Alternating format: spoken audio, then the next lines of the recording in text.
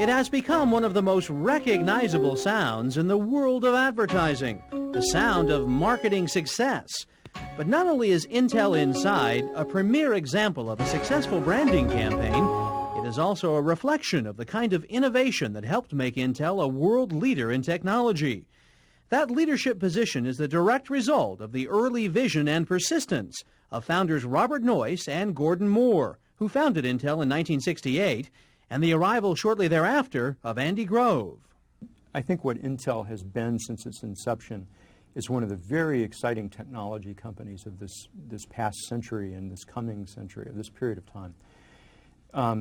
It's really amazing the technological advances that Intel has been fundamental and involved in. We invented the microprocessor, we invented the EEPROM, we invented many of the processes that make semiconductor manufacturing possible and make it possible to keep progressing Moore's law of making more and more complex things at increasingly less expensive prices. That's totally revolutionized the world over the last several decades. Intel began as a company focused on integrating transistors into silicon chips to make semiconductor computer memory. Their first TV ad was for the Microma watch, an early digital timepiece.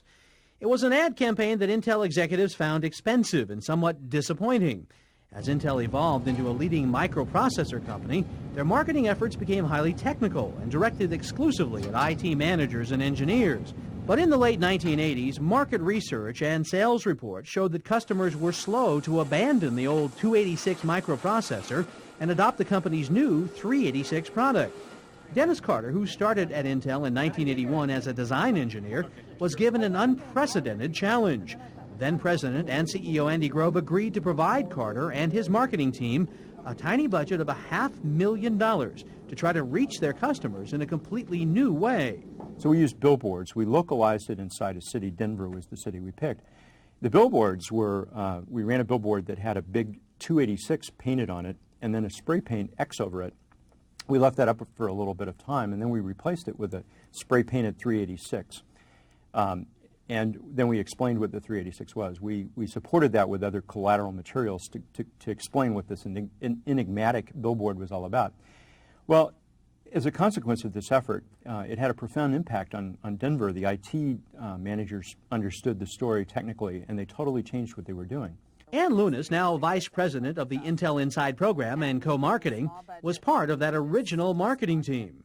And we did pre-testing, we did post-testing, and we actually found that awareness for the processor definitely increased over the period, and that was able to get us additional funding to take the campaign nationally in the U.S.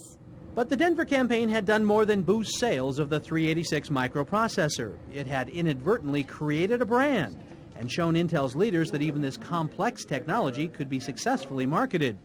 They began to wonder if end users could be convinced to care about this small but crucial ingredient inside their personal computers. Intel's marketing campaigns in the early 1990s were unique in the technology industry.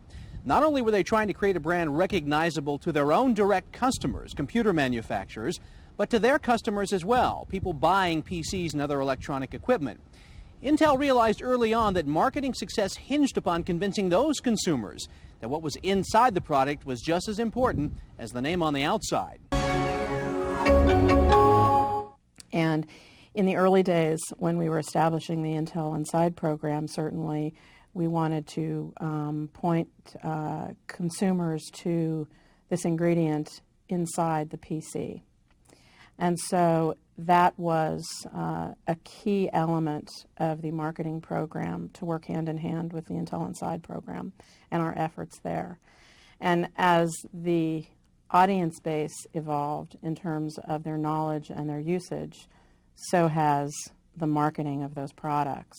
Adding to Intel's sense of urgency was a decision by the courts that their numeric brand names, 386 and 486, were not protectable by copyright. With individual products rapidly becoming obsolete, Carter and his team needed a phrase that would encompass all of Intel's evolving microprocessor family. Initial efforts included the computer inside and others that did not sit well with focus groups, who kept saying, just call it Intel. So out of that evolved Intel Inside. Out of that evolved the co-op marketing aspect, where we were partners with the computer manufacturers rather than trying to do it on our own, which was not going to work. partnering with them to be an ingredient and to work as an ingredient, and to tell the technology story. All those elements grew out of those efforts.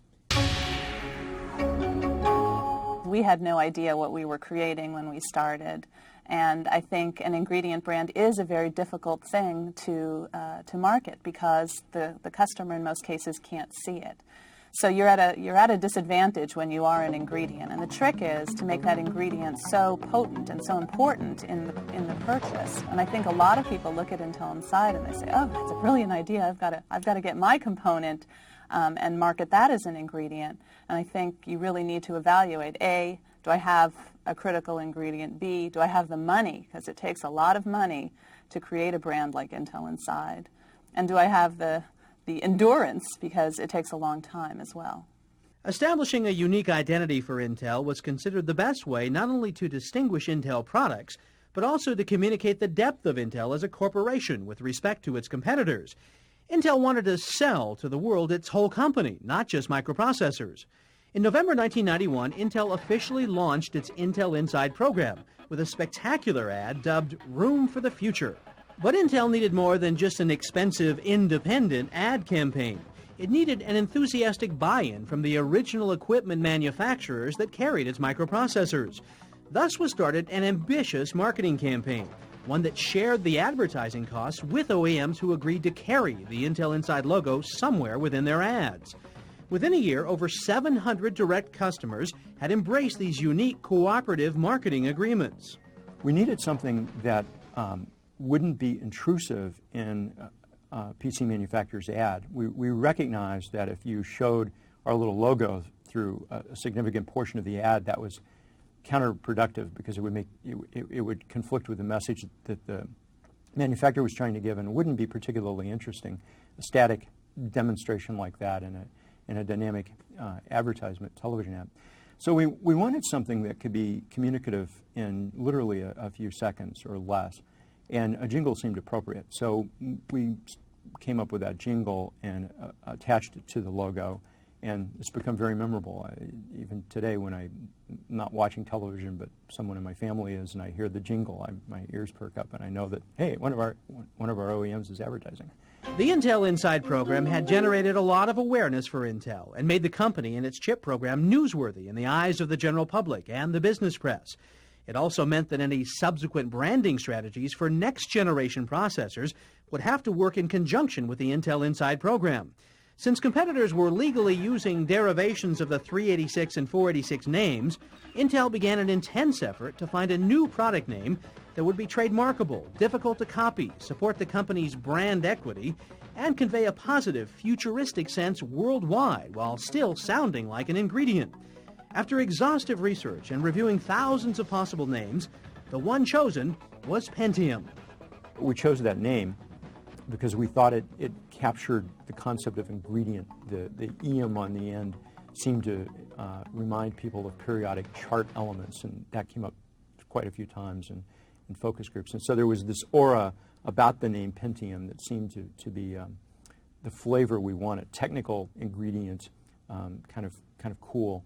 And so we spent a great deal of time developing the Pentium name, and then we've spent 10 plus years really marketing the Pentium brand. And we have a series, obviously, of derivative products. We've got Pentium processor with MMX technology, Pentium 2, Pentium 3, and now Pentium 4. And each one we market independently, and we spend quite a lot of effort marketing those to both business customers and to consumers. And I remember very distinctly several years ago, there was a lead story in Time magazine about athletes. And the first sentence in an article described, "He runs with Pentium-like speed." And that has always stayed in my mind because it made such an impression on me that the performance of the product was extending to mainstream parlance, if you will. And I thought that was very interesting. That's always that when you ask me that question, that's the first thing I think about. Between 1990 and 1993, Intel invested over $500 million in ad and promotional programs to build their brand equity. And it worked. A U.S. study found 80% of those surveyed had seen the Intel Inside logo in ads, in stores, or on a PC. 75% thought the logo conveyed positive attributes, and half looked for the symbol as they shopped for a computer. By 1994, 2 years after the Pentium campaign launch, Intel had captured 95% of the world's PC microprocessor market. As successful as its ad campaign had been, Intel realized that it was only one element in its overall success.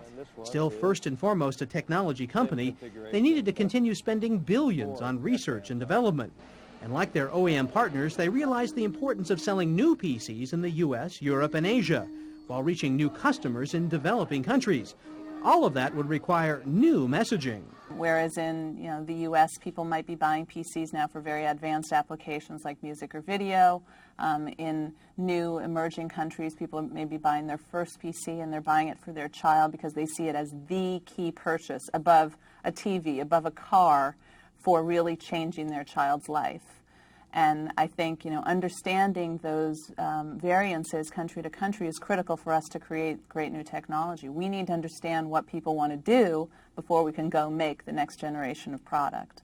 And that's what Intel is incredible at, really understanding the customer needs and then translating that into great technology. Each geography, each country, almost every city is a unique experience. It has its own culture, it has its own way of communications, it has what it considers to be important and not important technologically and brand-wise.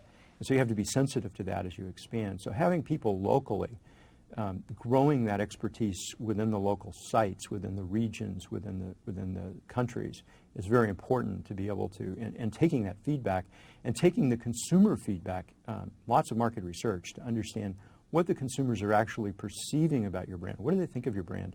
What's changing? What's not changing?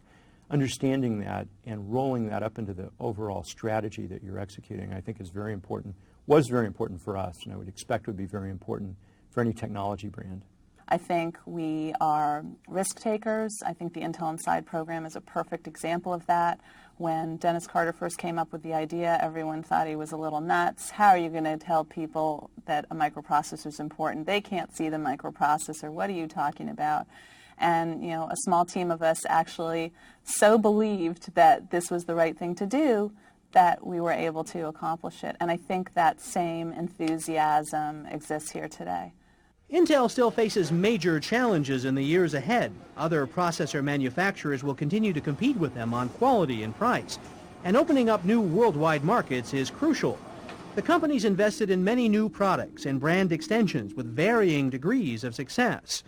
No matter what its product mix, Intel realizes future success is dependent both on its technological excellence and on maintaining brand image and brand equity. Well, consistency and focus is very, very important. And I think that, especially after we've been doing this for a number of years now, we do have very strong equity in our brand. And I think that we really keep focused on the consistency of that and not diverging from that, because that is what consumers expect. And that is what we continue to market. Brands can come and brands can go. And you look at the great brands in the world, you look at a brand like Coca-Cola. If they looked at the United States and said, you know what, enough people are drinking Coke here, I think we're going to start marketing in countries where people aren't drinking Coke, that would be preposterous. You have to absolutely continue to focus and maintain that strength, and it's not easy, and in today's very competitive environment, it's even more challenging. It's easy to forget how technology wasn't even here 20 years ago. It's easy to forget how many microcontrollers and microprocessors there are in the world, providing all kinds of advances in the way we do almost anything in our day-to-day life. Well, Intel has been fundamental in that, and so I think that is the essence of what the company is about. And the ability then to communicate that, to tell people about those exciting technologies and those exciting advances and what role that has played in their lives in a way that they care about is a fundamental core of what Intel has been able to achieve from a marketing point of view and what we need to continue to do. And of course, from a technical point of view, Intel needs to keep innovating and advancing the technology and making greater and greater products for consumers. For Pearson Education, I'm Mike Sanford, Business Now.